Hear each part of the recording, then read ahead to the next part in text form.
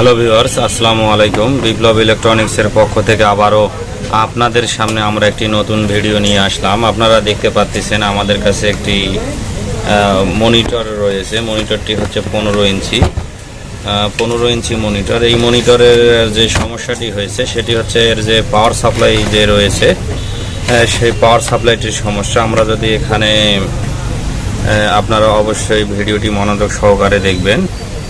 আমরা যদি এখানে পাওয়ার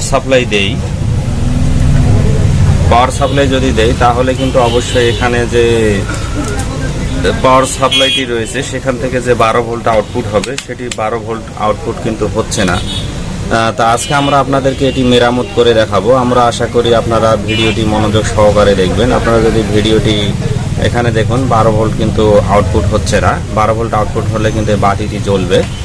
তা আমরা আপনাদেরকে এটি মেরামত করার বিস্তারিত তথ্য আপনাদেরকে দিব। আমরা আশা করি এটি মেরামত করার আগে প্রথম যে আপনারা পদ্ধতি অবলম্বন করবেন সেটি হচ্ছে এখানকার যে পাওয়ার সাপ্লাইটি রয়েছে সেটি আগে আপনারা খুলে দিবেন।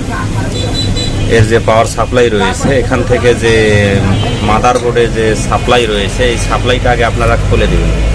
খুলে দেওয়ার পরে অবশ্যই আপনারা মাদারবোর্ডটি একটু চেক করে নেবেন যে এই মাদারবোর্ডে যে সাপ্লাইটা দেওয়া আছে সেটা আসলে কত ভোল্টের পাওয়ার সাপ্লাই। দেখুন এখানে কিন্তু 12 ভোল্ট, মানে এই মাদারবোর্ডটি অপারেট করতে গেলে অবশ্যই 12 ভোল্টের যে সাপ্লাইটি রয়েছে সেটি কিন্তু দিতে হবে।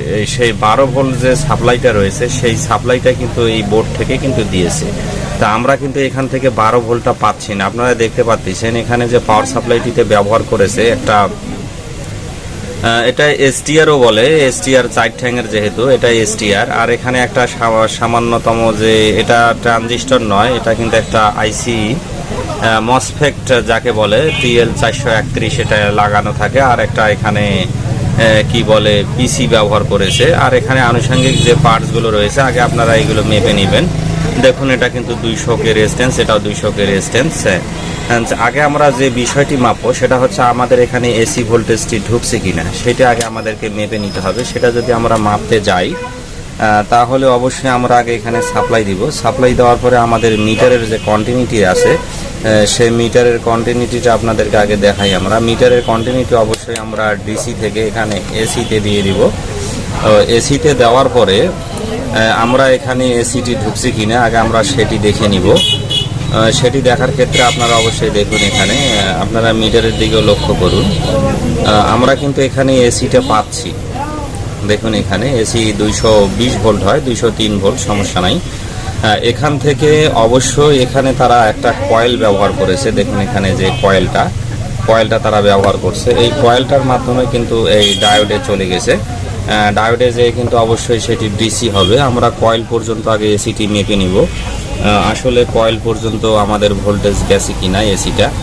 দেখুন এখানে কয়েল পর্যন্ত চলে এসেছে। কয়েল থেকে আমরা এদিকেও মেপে দেখব, এদিকেও চলে এসেছে। এখন আমরা যেটা মাপবো সেটা হচ্ছে এসি থেকে এখন আমরা ডিসি ভোল্টেজটি মাপবো। ডিসি ভোল্টেজটি মাপার ক্ষেত্রে আমরা অবশ্যই এখানে যে 400 ভোল্টের যে ক্যাপাসিটরটা রয়েছে এখানে আমরা দেখব আমাদের এখানে ভোল্টেজ প্রেজেন্ট আছে কিনা। এটা কিন্তু অত্যন্ত সহজ মনিটরের একটি পাওয়ার সাপ্লাই। আমরা আপনাদেরকে যদি একবার দেখাই দিই আশা করি আপনারা এটি মেরামত করে নিতে পারবেন। আপনারা দেখুন এখানে ভোল্টেজ একটু বেশি দেখাচ্ছে। আমরা এখানে 1000-এ দিয়ে দিব মিটারে 1000-এ দেওয়ার পরে এখানে আমরা পজিটিভ থেকে যদি নেগেটিভে মাপি তাহলে দেখুন 275 মতো ভোল্ট আসতেছে। তাহলে ডিসি ভোল্টেজ আমাদের এখানে ঠিক রয়েছে। এই এসটিআর ক্ষেত্রে আপনারা একটা জিনিস আপনাদেরকে বলি, এই এসটিআরটার ক্ষেত্রে অবশ্যই এর কিন্তু ডাটা শিট রয়েছে। এর ডাটা শিট অনুযায়ী এর কিন্তু 1 নম্বর পিন হচ্ছে বডি। এর যে 1 নম্বর পিনটা রয়েছে 1 নম্বর পিনটা বডি, আর 2 নম্বর পিনটা আউটপুট। তারপরে 3 নম্বর পিনে কিন্তু একটা ভোল্টেজ যাবে, এই ভোল্টেজটা মেইন বিষয়। আমাদের ডাটা শিট অনুযায়ী 3 নম্বর ভোল্ট পিনে অবশ্যই 15 ভোল্ট অথবা 16-17 ভোল্টের মতো থাকবে। আমরা আগে সেটি দেখে নিব সেটি প্রেজেন্ট আছে কিনা। যদি এটি প্রেজেন্ট থাকে দেখুন এখানে 14 ভোল্টের মতো আছে, প্রেজেন্ট আছে। 14-15 এখানে একটা ভোল্টেজ আছে। যদি এখানে এই ভোল্টেজটা প্রেজেন্ট থাকে তাহলে আমরা কিন্তু বুঝে নিব আমাদের এখানে যে দুইটা 100 কে রেজিস্ট্যান্স 200 কে যে রেজিস্ট্যান্স ব্যবহার করেছে রেজিস্ট্যান্স দুটো কিন্তু ঠিক রয়েছে। এরপরে আমরা এখানে আউটপুটটি মেপে দেখব, আউটপুটটা আমাদের এখানে আসছে কিনা। আমরা এখানে অবশ্যই আউটপুটটা মেপে দেখব, আউটপুটটা আমাদের এখানে আসে কিনা। দেখুন এখানে কিন্তু আউটপুটটি আমাদের নেই। এখন আউটপুট যেহেতু নাই, তাহলে আমাদেরকে প্রথম যে স্টেপটি নিতে হবে সেটি হচ্ছে এখানে কিন্তু দুইটা পার্টসেই রয়েছে। অবশ্যই আমরা এখানে আরেকটি জিনিস দেখতে পারি, সেটা হচ্ছে আমরা যখন এখান থেকে কানেকশনটি খুলে দেব, কানেকশনটি খুলে দেওয়ার পরে যদি আমরা এখানে ভোল্টেজ পাই, এইটা আপনারা মাথার মধ্যে মুখস্থ করে নেবেন। আমরা যদি এই ক্যাপাসিটরের মধ্যে ভোল্টেজ পাই, ক্যাপাসিটরের মধ্যে যদি আমরা ভোল্টেজ পাই, দেখুন এখানে আমরা কিন্তু ক্যাপাসিটরের মধ্যে ভোল্টেজ পাচ্ছি না। ক্যাপাসিটরের মধ্যে যদি আমরা ভোল্টেজ না পাই, তাহলে আমাদেরকে একটু সাময়িক ধারণা, সেটা হচ্ছে আমাদের এই এসটিআরটা মনে হচ্ছে ঠিক আছে। তাহলে আমরা এখানে যে তারা TL 431টা যে ব্যবহার করছে, আমরা সেটি চেঞ্জ করে আগে দেখে নিব, সেটি চেঞ্জ করার পর ভোল্টেজ বাহির হয় কিনা। অবশ্যই আপনারা আমাদের সঙ্গেই থাকবেন। আমরা এখানে TL যে 431 যে ট্রানজিস্টরটা রয়েছে, সেটা অবশ্যই আমরা এখানে আমরা চেঞ্জ করে দিব। আপনাদেরকে আমরা ট্রানজিস্টরের নাম্বারটি দেখানোর চেষ্টা করতেছি। অবশ্যই আপনারা দেখুন এখানে এটা TL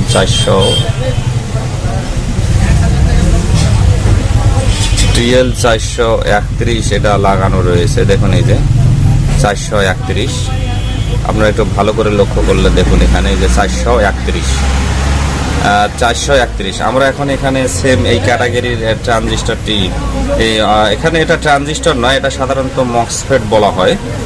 আমরা এখন আমাদের কাছে পুরাতন রয়েছে, ভালো রয়েছে, আমরা এখন এটা লাগাবো। এটা লাগার পরে অবশ্যই আমরা এখানে ভোল্টেজটি মেপে দেখব আমাদের এখানে ভোল্টেজ আছে কিনা। অবশ্যই আপনারা আমাদের সাথে থাকবেন, এটা লাগাতে বেশিক্ষণ সময় লাগবে না, 3 ঠ্যাঙের জিনিস যেহেতু। আমরা এখন এটা লাগাবো। যদি এই ধরনের পাওয়ার সাপ্লাই হয়, যে 4 ঠ্যাঙের STR ব্যবহার করে পাওয়ার সাপ্লাইগুলো তারা করেছে, তাহলে আমরা যে স্টেপটি নিয়েছি আপনারা সেম একই ক্যাটাগরির স্টেপটি নেবেন। আশা করি আপনাদের পাওয়ার সাপ্লাইগুলো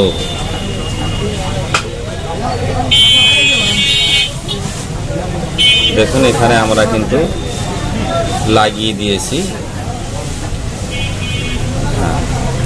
এখানে লাগানোর পরে আর আপনাদের কিন্তু কোনো কাজ নাই, কারণ এখানে আপনারা দেখতেই পাচ্ছেন এখানে শুধু যে কাজটা করছে এই এসিটা, এখানে যে একটা ছোটোখাটো তারা ট্রান্সফরমার ব্যবহার করছে একটু ভোল্টেজ থাকা ব্রেক করার কারণে। তারপরে এখানে ডায়োড দিয়ে কিন্তু ডিসি করছে, ডিসি করার পরে এই ক্যাপাসিটার দিয়ে ফিল্টার করছে।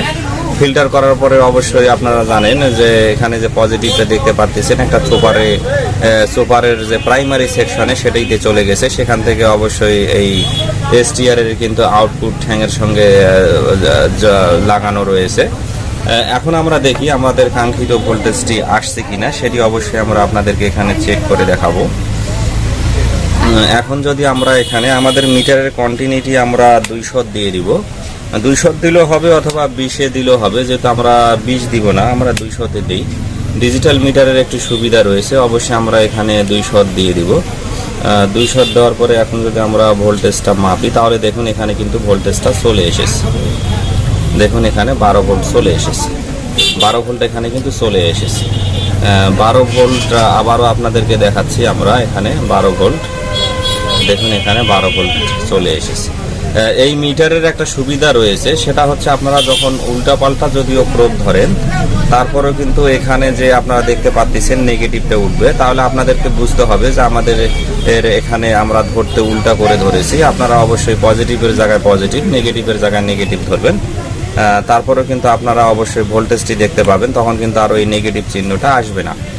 আশা করি আপনারা বুঝতে পেরেছেন। এখন যদি আমরা এখানে সাপ্লাইটি দেই, সাপ্লাইটি দেওয়ার সঙ্গে সঙ্গে অবশ্যই বাতিটি জ্বলে উঠবে, সেটিও আমরা আপনাদেরকে এখানে দেখাচ্ছি। অবশ্যই এই কাজটি একটু ধীরে সাস্তে করবেন, কারণ মনিটরের কাজ সাধারণত ধীরে সাস্তে করার লাগে, কারণ এখানে যে কম্পোনেন্টগুলো ব্যবহার করা হয় অত্যন্ত নিখুঁত ধরনের কম্পোনেন্ট ব্যবহার করা হয়। তবে এখানে যে পাওয়ার সাপ্লাই যেটি ব্যবহার করেছে সেটি অত্যন্ত সহজ পাওয়ার সাপ্লাই। আপনারা যদি ইচ্ছা করেন এখানে কেলিবোর্ডও লাগিয়ে দিতে পারেন, তা আমরা কেলিবোর্ড লাগাবো কেন, আমাদের তো কেলিবোর্ড লাগানোর দরকার নাই। যেহেতু এখানে কম্পোনেন্ট শুধুমাত্র 2টা রয়েছে, আমরা এখানে কেলিবোর্ড লাগাবো না। দুইটা কম্পোনেন্ট এটা সচরাচর কিনতে পাওয়া যায়, TL 431 এবং 35 আপনারা কিনতে পাবেন। আমরা এখানে ঝালাইটি অবশ্যই ভালো করে দিব। এখন আপনারা দেখতে পাচ্ছেন এখন কিন্তু বাতি এখানে জ্বলে উঠেছে। আমরা যদি এখন আপনাদেরকে মনিটরের ডিসপ্লেটা দেখাই তাহলে অবশ্যই এখানে ডিসপ্লেটি চলে আসবে। ডিসপ্লেটা আপনাদেরকে দেখাচ্ছি আমরা। অবশ্যই আগে এটি পাওয়ার অন করতে হবে। এই মনিটরগুলোতে ডিসপ্লে আসার সঙ্গে সঙ্গে কিন্তু চলে যায়। আপনারা অবশ্যই ডিসপ্লের দিকে দেখেন। পাওয়ার সাপ্লাই আমাদের কিন্তু এখন বর্তমানে ওকে।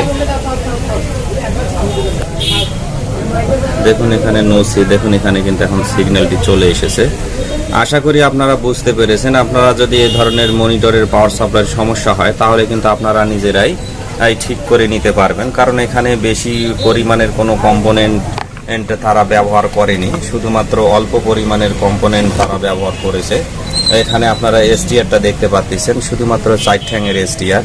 আর এখানে তারা একটা ট্রানজিস্টর TL 431 ব্যবহার করছে, আর এখানে একটা পিসি ব্যবহার করছে। এই তিনটে কম্পোনেন্টের ভেতর কোনো একটা কম্পোনেন্ট অবশ্যই খারাপ থাকবে। আপনারা যদি এই দিককার ভোল্টেজ ঠিক পান তাহলে আপনারা এটা চেঞ্জ করে দিবেন। ভোল্টেজটা যদি রিলিজ হয়, ক্যাপাসিটার যদি ভোল্টেজ ধরে রাখে, এই জিনিসটা আপনারা মাথার মধ্যে রাখবেন। ক্যাপাসিটার যদি ভোল্টেজ ধরে রাখে তাহলে আপনারা আগে এসটিআরটা চেঞ্জ করবেন। আর ক্যাপাসিটারের ভোল্টেজ যেহেতু আমার রিলিজ হতেছে তাহলে আমরা এখানে TL 431 যেটা রয়েছে সেটা চেঞ্জ করে দেব। পরিশেষে আমরা বলবো, আমরা আমাদের এই চ্যানেলে অবশ্যই এই ধরনের ভিডিও আপলোড করব। যদি আপনাদের ভিডিওটি উপকারে আসে তাহলে অবশ্যই আপনারা ভিডিওটিতে একটি লাইক করবেন। আর কি ধরনের ভিডিও আপনাদের প্রয়োজন রয়েছে অবশ্যই আপনারা কমেন্টে জানাবেন। আমরা সেই ধরনের ভিডিও আপলোড করার চেষ্টা করব। আপনাদের